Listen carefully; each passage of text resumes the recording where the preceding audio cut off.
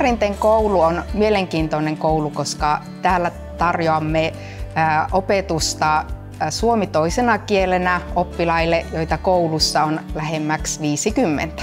Eli meillä oppilaiden äidinkielenä on Ukraina, Venäjä, Tagalog, Filipano, Arabia, eli paljon vieraita kieliä.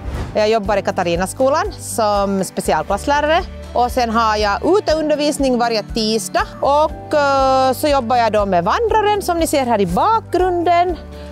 Och det är då ett tillval som man får välja på årskurs 5 och 6. Med femmorna har vi varit och paddlat och så har vi grillat korv över öppen eld halvvägs. Hakarinteen koululla on koulutetut ja pätevät opettajat, mutta Raaseporin kaupunki järjestää opettajille ja henkilöstölle säännöllisesti koulutusta ympäri vuoden. Det är så roligt att se glädjen hos elever när de lyckas med någonting som de kanske inte har klarat av förut. Vi är nog jätteflexibla i vår skola och hjälper varandra och har ett verkligen trevligt klimat.